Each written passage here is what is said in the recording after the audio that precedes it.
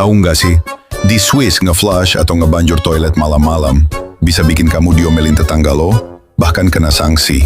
Ya, serius. Di beberapa apartemen di sana, nge-flush di atas jam 10 malam dianggap gangguan kebisingan.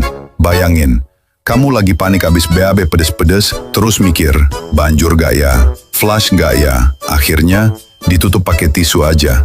Gak apa-apa sih, tapi dosa aromanya itu loh. Nyata, Swiss itu negara damai, tapi WC kamu bisa jadi sumber keributan.